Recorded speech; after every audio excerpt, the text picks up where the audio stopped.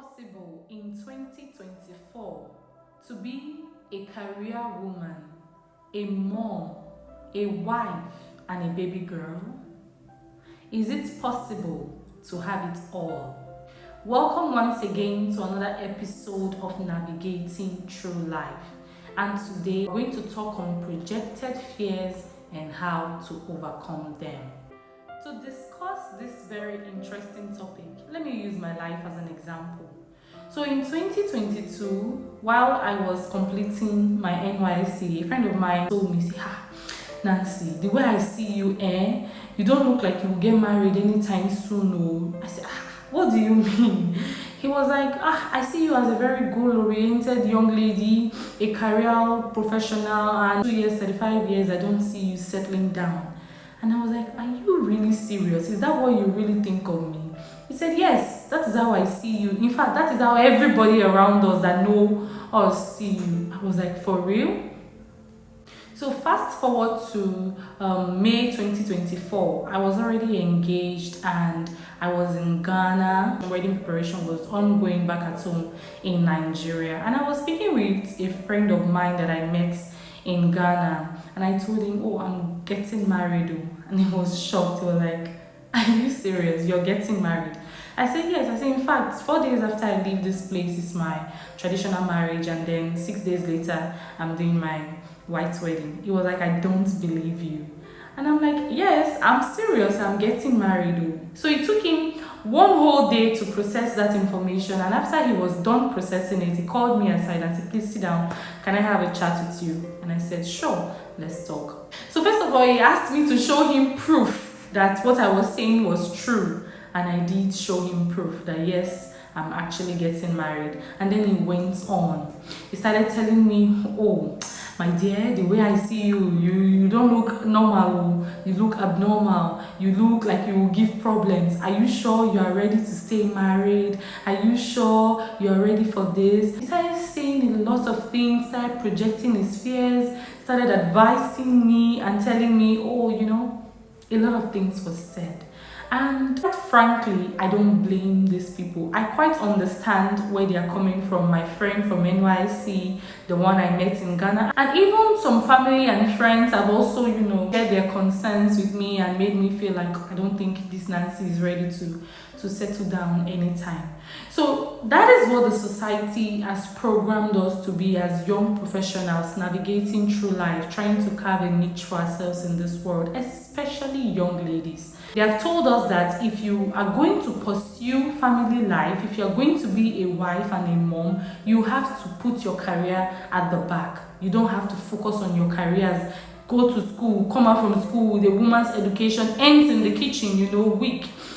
And then other persons have told us that if we're going to focus on our careers, if you're going to be a career-oriented woman, then you have to forego family life. I have seen this play out in the society. I have friends who are successful at the peak of their careers. They are doing marvelously well, but they don't have a family yet.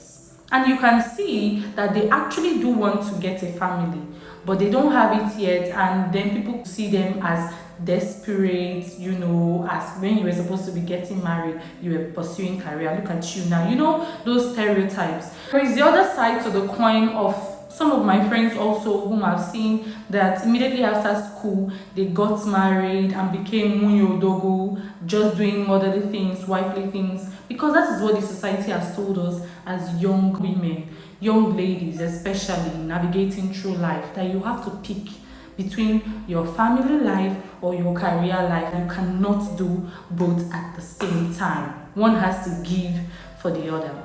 But then I'm here today in this video to let you know that that is not the case.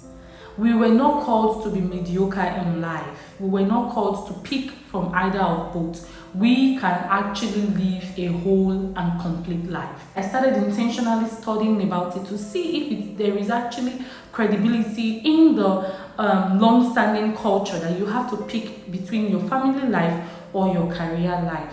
And whilst I was, researching on this particular issue, I discovered that that is a fallacy.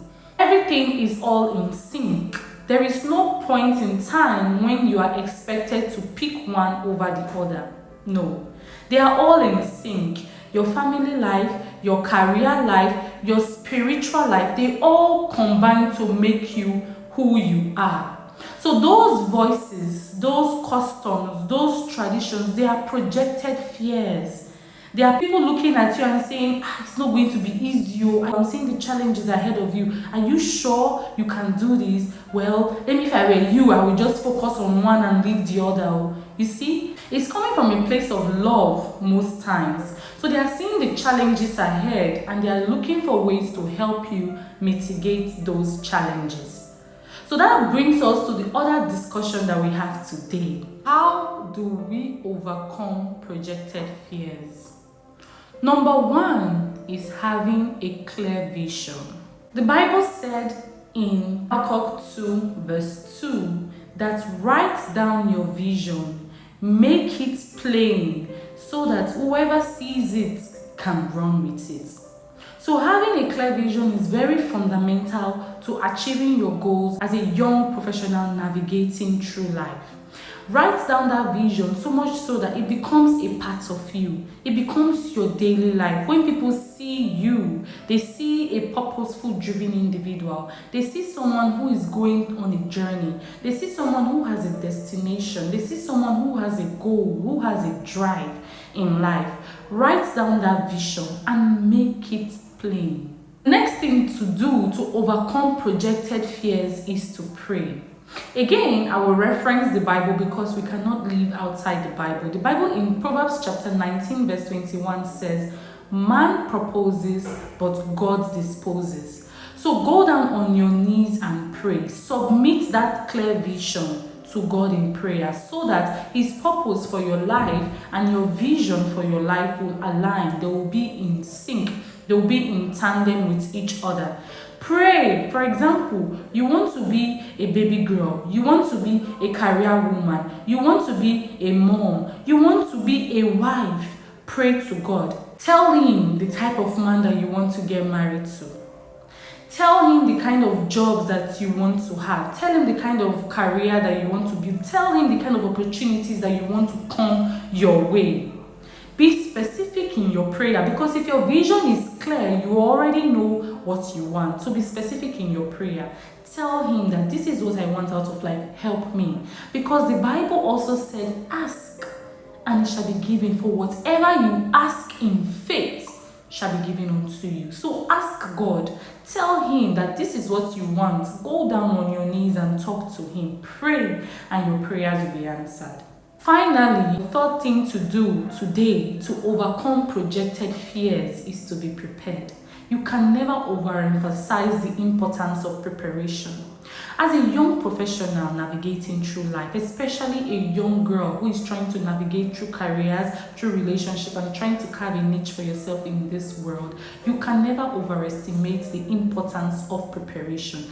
Anticipate those fears. Anticipate the challenges, anticipate what will come to you, prepare for them. Nothing good in life comes easy, and we have to have this at the back of our minds as young professionals navigating through life. We have to know that to get what it is that we want out of life, we have to put in the extra work, the hard work, the smart work to achieve our goals. In summary, I will just let you know that as a young professional navigating through life, through careers, through relationships, and trying to carve a niche for yourself in this world, it is not going to be easy or a walk in the park to get to that goal, to get to that destination that you have visioned in your mind.